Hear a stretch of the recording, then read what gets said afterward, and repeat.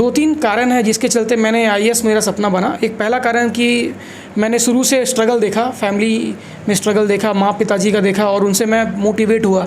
मैंने अलग अलग राहें पे अलग अलग चीज़ें करी, बट सारा जो रास्ता है वो एक ही तरफ जा रहा था, वो है आईएएस। जी सर, मेरा एक चीज़ मानना है सर कि संघर्ष सपनों से बड़ा कभी नहीं होता है। संघर्ष सपनों से बड़ा नहीं, हारा वो जो लड़ा नहीं।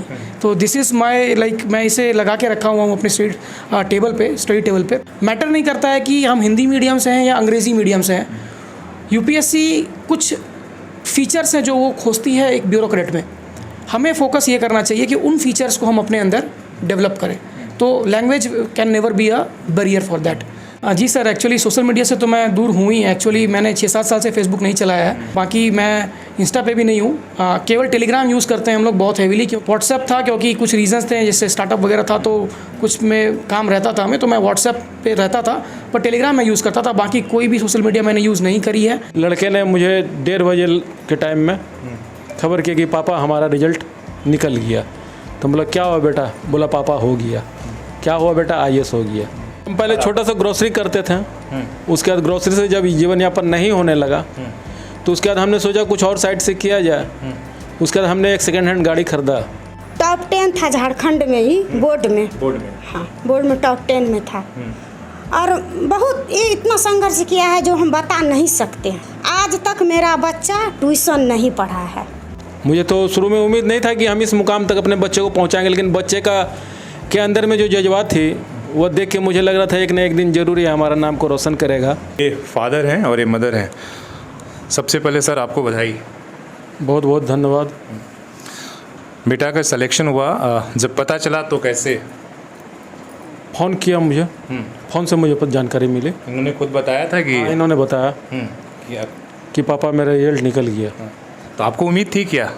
हाँ, उम्मीद तो लगाए बैठे थे हम जरूर, कि इससे पहले नहीं हुआ था, मतलब 2-3 नंबर के लिए मिस हो गया था इंटरव्यू में। तो हमको तो ये आशा था कि ज़रूर होगा, लेकिन क्या रैंक होगा ये मुझे पता नहीं था। तो उसके बाद रिज़ल्ट निकलने से एक दिन पहले तो बहुत बेचैनी थी कि कब आए रिज़ल्ट, हम लोग को जानकारी मिल जाए, खुशियाँ प्राप्त हो। तो ऊपर वाला ने हमारे सुन ली और लड़के ने मुझे 1:30 बजे के टाइम में खबर की कि पापा हमारा रिज़ल्ट निकल गया। तो बोला क्या हुआ बेटा? बोला पापा हो गया। क्या हुआ बेटा? आईएएस हो गया। हम बोले ठीक है, चलो बहुत खुशी का बात। अब आईएएस का पिता कहाँ, आपको आज अखबारों में छपा था कि आप बड़ी संघर्ष करके स्कूली बैन और ये चलाते थे और एक ही बार ये होना, कितना संघर्ष रहा? संघर्ष बहुत रहा, बहुत संघर्ष।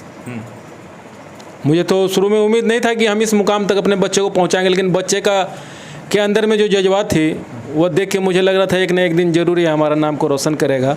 बचपन में भी इतने टैलेंटेड थे कि ये मैट्रिक? नहीं, बचपन में भी ये टैलेंट था। फर्स्ट सेकंड शुरू से ही इसका रहा था स्कूली शिक्षा में। हाँ। ऐसे आप क्या काम करते थे क्या इससे, जिससे कि आपका घर का ये चला, और इनकी एजुकेशन आप वहाँ तक कैसे? हम पहले छोटा सा ग्रोसरी करते थे, उसके बाद ग्रोसरी से जब जीवन यापन नहीं होने लगा तो उसके बाद हमने सोचा कुछ और साइड से किया जाए। उसके बाद हमने एक सेकेंड हैंड गाड़ी खरीदा और हाँ, जो सामने खड़ा है, सेकेंड हैंड गाड़ी लिया हमने। और कुछ गार्जियंस को हमने कन्विंस किया कि हम स्कूल में गाड़ी चलाएंगे, मुझे अगर जिसको जाना हो मेरे साथ तो चलिए हमारे साथ। हमारा अब देखिए कि हमारा क्या स्कूल बच्चे को ले पहुंचाने का और लाने का क्या रुतबा है। हम खाली पैसा कमाने के लिए नहीं कर रहे हैं, हम बच्चे के लिए कर रहे हैं कि बच्चे अच्छे हों कल होके, तो हमारा भी नाम हो। क्योंकि मैं भी अपने बच्चे को यही व्यवसाय करके अपने बच्चों को आगे बढ़ाना चाहता हूँ। अगर उससे 2 रुपया का मुझे इनकम होगा तो मैं अपने बच्चे को आगे भविष्य सुनहरा बनाऊंगा। और हमारे बच्चे को भी ये अभिलाषा थी कि हमारे पापा 2 रुपया जो देते हैं उसका मैं सदुपयोग करूँ। और उन्होंने सदुपयोग करके आज इस मुकाम तक पहुँच के और अपना भी आर्थिक प्रयास बहुत किया हो। उन्होंने भी हमारे बच्चे भी बहुत मेहनत किए। अब इनकी मदर हैं, इनसे पूछते हैं कि एक आईएएस बनाने के लिए जो इस तरह का हमारे जैसा आपके जैसे जो मिडिल क्लास होता है वो कितने अपने सपनों को मारना पड़ता है। माता जी आपको भी बधाई। आपको। अब बताइए कि आपने कितने अपने सपनों को एक तरीके से मारा होगा एक आईएएस बनाने के लिए, इसलिए कि बहुत कुछ जिस तरह के आर्थिक परेशानी इतना तो था नहीं। है ही, वो तो ऊपर वाला ही जानते हैं जो हम लोग कितना संघर्ष किए हैं। और सबसे बात है ये भी, मैंने जैसे जैसे हम लोग बच्चा को अपना छोटा सा ही चलाएं, वैसे वैसे ही चला, कभी कोई डिमांड नहीं किया है? कभी नहीं। और ये कभी कहीं भी जाता था तो बिना मेरे हमको बताए कहीं नहीं जाएगा। और अगर पापा को नहीं बोलेगा डर से थोड़ा पापा गार्जियन से थोड़ा से, दूरियां बड़े होने के बाद कम हो जाती है बेटा। तो हमको बोल देता था मम्मी हम यहाँ से आ रहे हैं। थोड़ा सा भी लेट होता था, अगर जब से ट्रेन के बाद इसको मोबाइल भी हम लोग दिए हैं, उससे पहले कुछ नहीं। टॉप 10 था झारखंड में ही, बोर्ड में। हाँ, बोर्ड में टॉप 10 में था। और बहुत ये इतना संघर्ष किया है जो हम बता नहीं सकते हैं। स्कूल से भी इसको बहुत हेल्प हुआ, रामकृष्ण मिशन से बहुत हेल्प हुआ। आज तक मेरा बच्चा ट्यूशन नहीं पढ़ा है। कोचिंग कराने के पैसे थे? नहीं, कोचिंग नहीं कराए हैं इसको हम, कहीं नहीं मेरा बेटा कोचिंग पढ़ा है। प्रेरणा में भी हम लोग सोचे जो पढ़ाएंगे, तो ये बोला नहीं हम खुद पढ़ के अपना निकाल लेंगे, या तो हम NIT निकालेंगे या बेटी सिंदरी वाला निकालेंगे। अगर ये 2 जगह में एक जगह नहीं होगा मेरा एडमिशन तो हम नहीं कराएंगे। सच हुआ, वो झारखंड कमांड वाला दिया तो निकल गया, सिंदरी में हो गया इसका एडमिशन। उसमें भी इसको स्कॉलरशिप मिला है, स्मार्ट इंडिया में ही गया था, इसको बहुत स्कॉलरशिप। अच्छा, एक चीज़ पूछ रहे हैं कि जैसे संघर्ष तो आपने कहा कि कभी कुछ मांगा नहीं, कभी किसी चीज़ के लिए कि कपड़ा मुझे इस तरह के जो बच्चे जिद किया या खाने पीने के लिए? इतना ठेला आता था, इतना कहीं भी जाते थे, कभी मेरा बच्चा एक आइसक्रीम के लिए नहीं हमसे। क्यों? उन्हें पता था कि हमारे मदर फादर बहुत संघर्ष करते ये हैं। चीज़ था जो हम लोग गरीबी में हैं, हमारा मम्मी पापा को उतना नहीं है जो हम मेरा कर सकेगा। खुद हम भी चाहते भी थे, हम लोग कपड़ा लत्ता के लिए तुम बाबू ये भी लो वो भी लो। बहन थी इसका, वो चार्ज करती थी, इसको साइड से बोलते थे बाबू तुम भी लेगा, नहीं मम्मी हमको जो है हम उसी में काम निकाल लेंगे। एक कपड़ा पहन के स्कूल जाता था, आता था, उसमें भी मांगता नहीं था। ये जो दोस्त रहा तीसरा हमको चाहिए, देते भी थे तो नहीं लेता था। इसका ही बहुत बड़कपन है, इसलिए हम गर्व महसूस करते हैं। मेरा जैसा बेटा भगवान सबको। बड़े होने के बाद कैसा, मतलब जब इन्होंने BIT सेकेंडरी और ये सब हुआ, कुछ करने लगे, तब कैसा रहा? फिर भी वैसा ही था, अभी भी नहीं बदला है ये। अब आगे तो बदलना ही चाहिए। और परिवर्तन ये है। और फाइनली अब हम सुमित जी से मिला रहे हैं और हमारा सौभाग्य है कि कल ही जैसी कल यहाँ वापस आए हैं और बिना इन्फॉर्मेशन हम यहाँ पहुँचे हैं, और जिसकी शख्सियत कभी आपने माता पिता दोनों से मिला और आपने देखा कि कैसे ही जो होनहार होते हैं और जो लोगों में टैलेंट होता है ना, वो कपड़े पैसे और तमाम चीज़ों के प्रति नहीं भागते हैं, वो शुरू से सैक्रिफाइस उन्हें। तो मिलते हैं सुमित जी, सबसे पहले बधाई आपको। जी thank you sir, thank you very much. Mother father जिस तरीके से बता रहे थे, तो आपको क्या बाकी बच्चों की तरह कभी ये नहीं लगता था कि हमें ये सारी चीज़ें चाहिए? सर एक्चुअली लाइक मुझे क्योंकि बचपन से मिनिमम के साथ रहने का आदत हो गया सर, तो मुझे अच्छा लगता है। तो क्योंकि अगर रिक्वायरमेंट्स बहुत कम रहेंगी ना, तो फिर आप कभी भी टेम्प्ट नहीं होगे किसी भी चीज़ को करने के लिए, तो आप कभी गलत नहीं करोगे क्योंकि आपके नीड्स ही बहुत कम है। तो इस प्रिंसिपल को मैं बचपन से ही फॉलो कर रहा हूँ और आगे भी मैं सर्विस में इसे फॉलो करूँगा।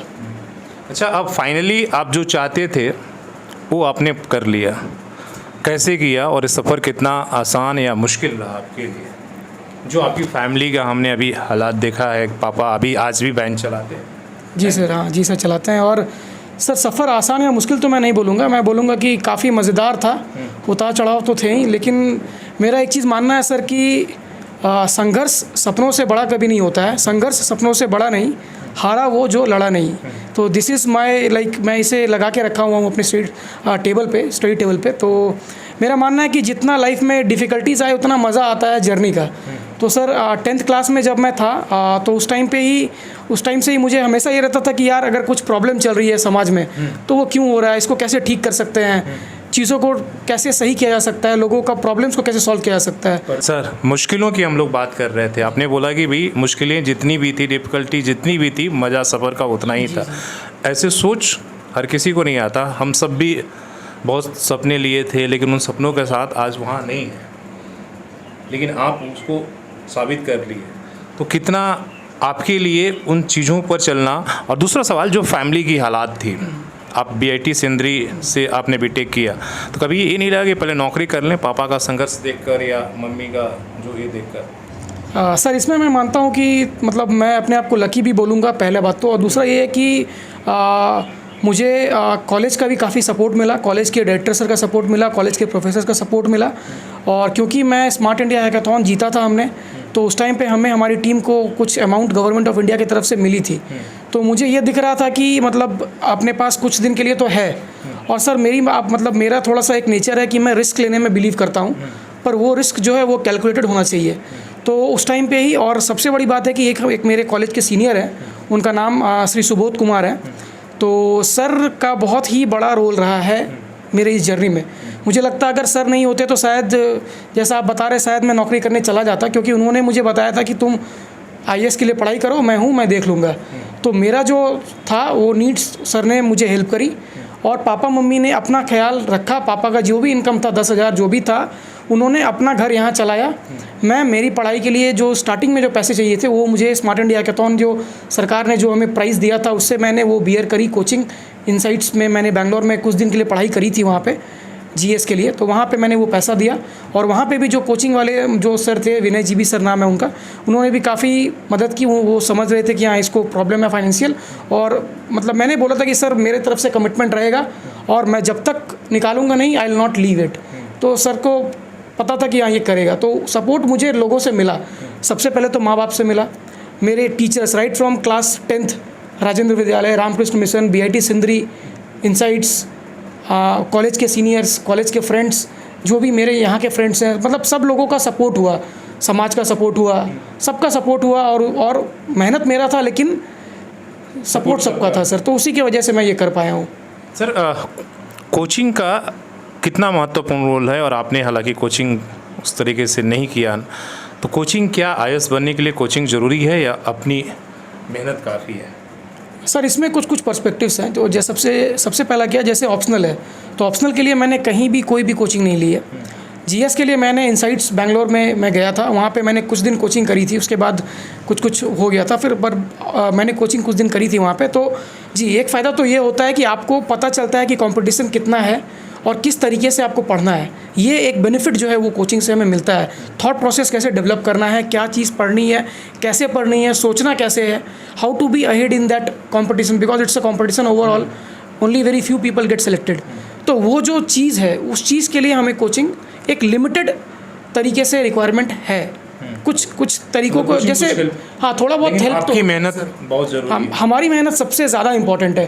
Coaching is like they will push you, वो एज अ कैटलिस्ट का काम करती है, लेकिन जो मेन रिएक्शन है, जो मेन एफर्ट है, वो तो हमें ही डालना होगा सर।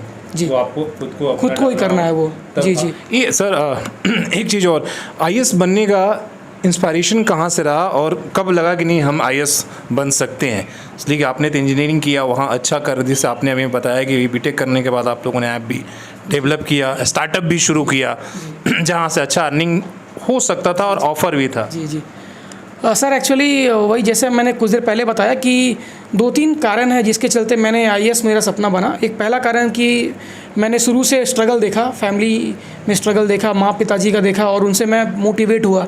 फिर क्योंकि जब मैं मिशन स्कूल में था तो वहाँ पे वैल्यूज़ पे काफ़ी फोकस था, और स्वामी विवेकानंद से मैं बहुत ज़्यादा इंस्पायर्ड हूँ। और मेरे प्रिंसिपल जो अभी लेट हो गए हैं, डॉक्टर रंजीत चौधरी, उनका बहुत बड़ा रोल रहा है। उन्होंने ये सीड मेरे अंदर डाला था 9th में। मैंने उनसे पूछा था कि सर मैं जब आसपास प्रॉब्लम देखता हूँ तो मुझे ठीक नहीं लगता, मैं चाहता हूँ कि मैं उसको ठीक करूँ। फॉर एग्जांपल अगर आप राशन शॉप में जा रहे हैं तो लोगों को अनाज नहीं मिल रही है, या फिर सड़कें टूटी हुई है तो वो बन नहीं रही है, या पोल्यूशन हो रहा है, लोग ध्यान नहीं दे रहा है, तो मुझे ये सब चीज़ आज भी बहुत प्रॉब्लम मतलब सताता है, और उस टाइम पर भी करता था। तो मेरे अंदर एक खलबली रहती थी कि यार इसको कैसे ठीक करें। तो मैं सर से डिस्कशन करता था, पूछता था उनसे कि सर कैसे होगा, कैसे ठीक करें। तो बोले कि अगर ऐसा है, तुमको इतना ही दिक्कत है तो तुम डीसी बन जाओ, आईएएस बन जाओ। तो फिर वहाँ से मुझे पता चला आईएएस, मतलब आईआईटी मैं उस टाइम पे नहीं जानता था कि आईआईटी क्या होता है, पर आईएएस मैंने बस वो 3 लेटर का वो वर्ड सुना कि हाँ आईएएस कुछ होता है 10th में। जी सर। तो उसके बाद फिर 11th-12th मैंने किया, वहाँ पे भी मैं हमेशा मतलब एक एक्टिव रोल में रहता था।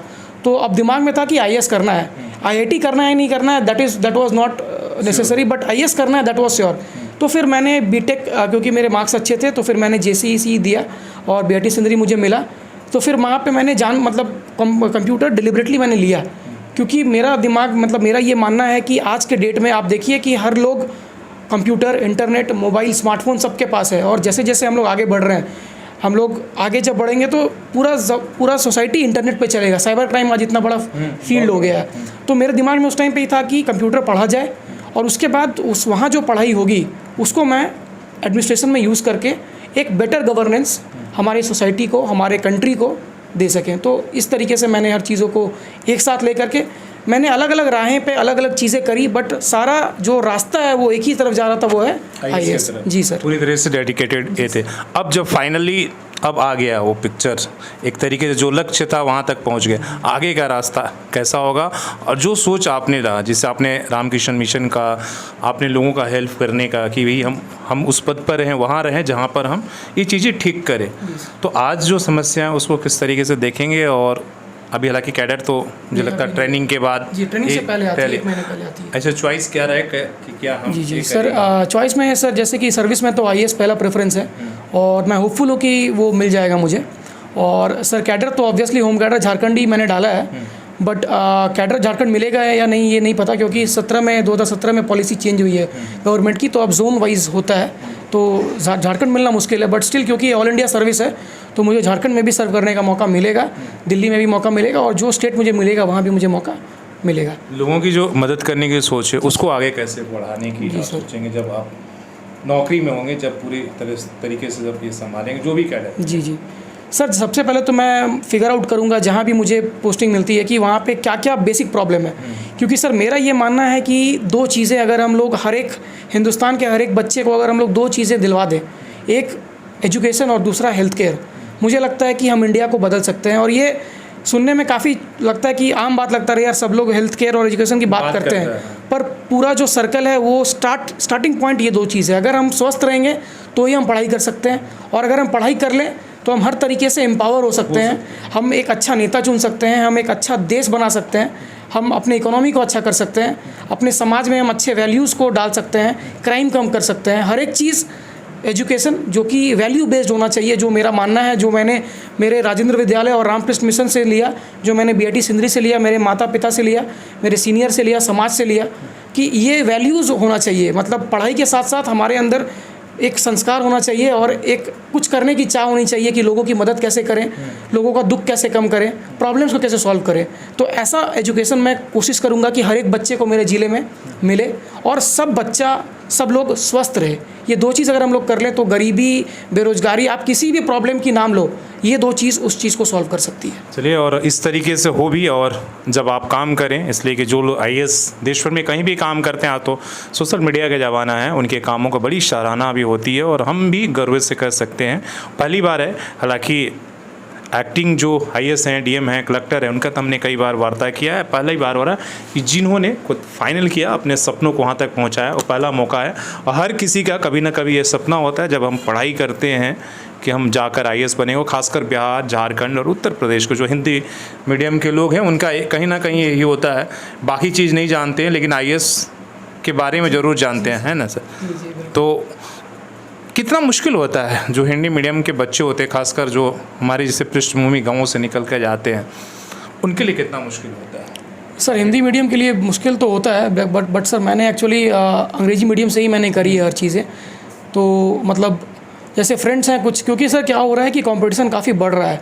जैसे कि प्रीलिम्स में CSAT होता है, सिविल सर्विसेज एप्टीट्यूड टेस्ट, तो उसमें अगर हमारा गणित बहुत अच्छा नहीं है, रीजनिंग बहुत अच्छा नहीं है, एनालिटिकल स्किल्स बहुत अच्छे नहीं हैं, तो प्रॉब्लम तो होता है सर। आप वहीं पर जी। सिमिलरली अगर एप्टीट्यूड जो UPSC खोजती है, वो एप्टीट्यूड हमें डेवलप करना होगा राइट फ्रॉम एक माइंडसेट जो होता है वो 10th 11th 12th से ग्रेजुएशन में वो माइंडसेट होना चाहिए।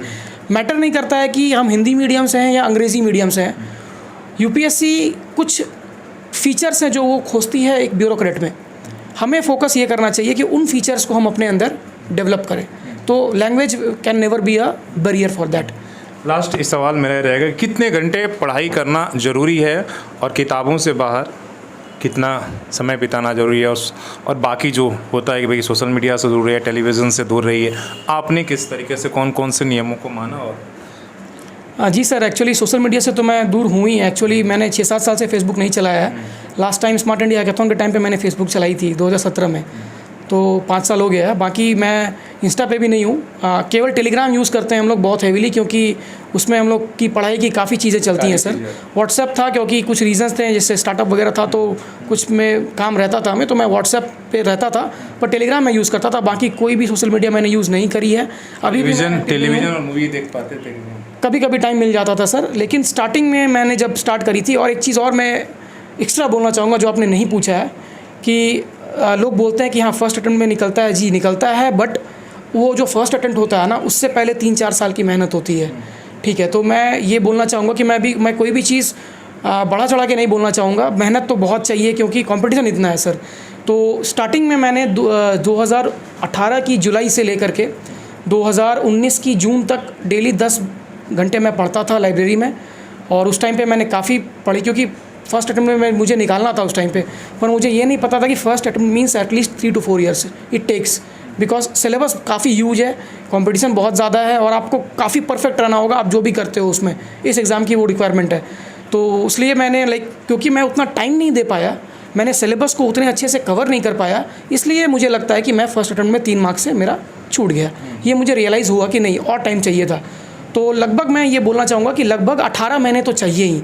10 घंटा आप अगर कोई पढ़ता है 18 महीने तक, मिनिमम 1.5 साल, 10 घंटे daily, no Saturday, no Sunday, no break. We have to be very rude with ourselves. हमें अपने साथ काफ़ी रूड रहना पड़ेगा, क्योंकि आगे चल के भी हम फील्ड में जाएंगे, हमारे लिए सैटरडे संडे नहीं, हमारे लिए पहले सर्विस है। लोगों की प्रॉब्लम को सॉल्व करना है, हम छुट्टी नहीं ले सकते हैं अगर हमारी ज़िले में प्रॉब्लम चल रही है तो सर वो सब देख करके मुझे लगता है कि 1.5 साल तो कम से कम चाहिए अच्छे से तैयारी करने के लिए। तब आप जा कर के पहला अटेम्प्ट अपना ले सकते हैं। और फिर भी अगर लक, पहले तो हार्डवर्क है वो चाहिए, उसके साथ साथ लक भी चाहिए। जब सारे इक्वेशंस बैठ जाएंगे तो लिस्ट में नाम आ जाएगा। जी सर। इंटरव्यू कैसा रहा था और कैसे सवाल है? इससे कि चलिए रिटेन तो, लेकिन बड़ा इंटरव्यू हम लोग देखते हैं जो भी लाइक यू मॉक इंटरव्यू होता है, बड़ा इंटरेस्टिंग रहता है। तो आपके साथ भी कोई इंटरेस्टिंग ऐसे सवाल रहे हैं कि सब? जी सर, एक्चुअली 2019 में काफ़ी इंटरेस्टिंग सवाल था, वो मुझे याद है। मैं पहले वो बताना चाहूँगा। मुझे पैनल ने पूछा था कि आपको मैं 3 ऑप्शन दे रहा हूँ, एक व्लादिमीर पुतिन है रशियन प्रेसिडेंट, और एक शी जिनपिंग है चाइनीज़ प्रेसिडेंट, और एक उस टाइम पे डोनाल्ड ट्रंप जीते हैं आपको यूएस। तो उन तीनों में से आप किसको चुनोगे एज अ लीडर? तो ये काफ़ी डाइसी क्वेश्चन था। तो मैंने कुछ समय मांगा उनसे सोचने के लिए। फिर मैंने बोला कि सर क्योंकि हम इंडिया एक डेमोक्रेसी है, तो मैंने बोला कि सर जिस तरीके से मतलब जो वैल्यूज़ एक लीडर के अंदर होना चाहिए और जिस वैल्यूज़ को एक कंट्री इम्पोर्टेंस दे, अगर मैं उनको देखूं तो मैं यूएस के साथ जाऊंगा वैल्यूज़ के लिए, but not as a person. As a person, Donald Trump, I won't go with him, but for values, I'll go with him. But if I am asked as a person, style of leadership, तो मैं Putin के साथ जाऊंगा उस time पे। पर अगर अब पूछा जाए तो फिर से जवाब कुछ और हो जाएगा। जी। तो ये क्वेश्चन था। फिर अभी 2021 में भी एक इंटरेस्टिंग क्वेश्चन आया था कि क्योंकि मैंने मेरे ड्राफ्ट में लिखा था कि I am interested in social entrepreneurship, जो मेरा स्टार्टअप है या जो हम लोग करने की कोशिश करते हैं। तो उसमें उन्होंने पूछा कि आप झारखंड से आते हो, झारखंड, बिहार, यूपी सारे रैंकिंग्स में पीछे हैं हम लोग, ठीक है। हमारे यहाँ पे लिटरेसी रेट कम है, एम्प्लॉयमेंट कम है, पोल्यूशन भी बढ़ रहा है, माल न्यूट्रिशन है। तो आप इन प्रॉब्लम्स को सॉल्व करने के लिए या फिर आपको जो भी प्रॉब्लम लगता है आप कैसे सॉल्व करोगे, कोई एक एग्जांपल दे दो हमें, बताओ। तो मैंने बताया था सर कि मतलब हमें कुछ ऐसा डेवलप करना चाहेंगे जिससे कि हम ओला उबर टाइप का कुछ पब्लिक ट्रांसपोर्ट सिस्टम को रिफॉर्म कर सकें, ताकि ज़्यादा से ज़्यादा लोग पब्लिक ट्रांसपोर्ट को यूज़ कर सकें, कार्बन फुटप्रिंट हम लोग कम कर सकें और गवर्नमेंट का भी रेवेन्यू बढ़ेगा और डीकंजेशन होगा। तो इस तरीके का मैंने उनको आइडिया दिया। फिर उसके बाद एक और आइडिया मैंने दिया कि सर जैसे माल न्यूट्रिशन हो गया, फिर हंगर से प्रॉब्लम्स हो रहे हैं सर, तो क्यों ना हम लोग जैसे बेंगलुरु वगैरह में इंदिरा कैंटीन, अम्मा कैंटीन का मॉडल है, हमारे झारखंड में कम्युनिटी किचन्स हैं, तो हम लोग उसी को रिवैम्प करके इस तरीके का एक टोकन सिस्टम लेकर के आए। जैसे अभी अगर आप मंदिर जाते हो, आप पैसा देते हो, गरीब आदमी को पैसा ना देकर के हम उसे टोकन दें, और जो रेस्टोरेंट्स हैं उनसे डिस्ट्रिक्ट एडमिनिस्ट्रेशन टाई अप करे और वो उस टोकन को दिखा के जो हमारे जो लोग हैं वो दिखा करके खाना खा सकते हैं। तो क्या होगा कि हम लोग ये इंश्योर करेंगे कि वो भूख से ना मरे, हम लोग ये इंश्योर करेंगे कि वो उस पैसे का गलत यूज़ ना करे। तो इन तरीके का आइडिया मेरे दिमाग में चलते रहता है और मेरा ये मतलब मुझे अच्छा लग रहा है कि अब मैं जहाँ जाऊँगा तो मैं इन सारी चीज़ों को इम्प्लीमेंट कर पाऊँगा। और मेरे फ्रेंड्स भी हैं जो मेरे साथ स्टार्टअप में हैं, तो वो भी काफ़ी टेक्निकल, काफ़ी साउंड है वो लोग, तो मुझे मदद भी मिलेगी। और हम लोग मतलब मेरा ये मानना है कि जो भी पढ़ाई मैंने करी है, जो भी हम लोगों ने किया है, उससे समाज को वापस दिया जाए जिस तरीके से और जितने अच्छे तरीके से हम उसे दे सकें। शादी के लिए क्या सोचा पापा ने? अभी प्रेशर तो नौकरी जैसी हम लोगों के फैमिली में होती है, खासकर बिहारी और भैया नौकरी होते ही शादी की चर्चा शुरू हो जाती है, तो अभी ऐसा कुछ प्रेशर? नहीं सर, अभी वैसा पापा और मम्मी से तो कभी किसी चीज़ का प्रेशर आया नहीं, आज तक कभी नहीं आया। और ये तो अभी सबसे लास्ट प्रायोरिटी में है, क्योंकि अभी काफ़ी चीज़ें करने के लिए हैं, बहुत चीज़ें करनी है, सीखनी है, समझनी है, जाननी है, तो वो सब प्रायोरिटी में है अभी सर। चलिए, बहुत बहुत धन्यवाद। और काफ़ी हमारे लिए भी बहुत ही इस शहर के लिए गर्व की बात है और इंस्पायरेशन है कि किस तरीके से सुमित कुमार ठाकुर बना जा सकता है, कम ज़रूरतों को, अपने ज़रूरतों को कम करके और बिना किसी, आज तो देखते हैं कि पढ़ाई के लिए छोटे से बच्चे लेकर एक बड़ी जो है एक लंबी लिस्ट होती है, फहरिस्त होती है, हर चीज़ ब्रांडेड चाहिए, लेकिन इन्होंने दिखाया है और अपने घर की जो मजबूरियां हैं उसको इन्होंने एक तरीके से मजबूरी नहीं मानकर, जिससे इन्होंने कहा कि हम अपने जो यात्रा थी, जो परेशानियां थी, उसको हम क्या सर आपने वेट किया कि डिफ़िकल्टीज़ को हमने? जी सर, मेरा ये एक लाइन है, संघर्ष सपनों से बड़ा नहीं, हारा वो जो लड़ा नहीं। तो इस चीज़ को मैं अपने लाइफ का सिद्धांत मानता हूँ सर। इन्होंने कहा भी कि जब डिफ़िकल्टीज़ नहीं तो फिर वो मज़ा भी नहीं है। उन परेशानियों को हमने बातचीत किया, आपको कैसा लगा? हमको बहुत अच्छा लगा, ये बात सुन के इसका हमको बहुत अच्छा लगा।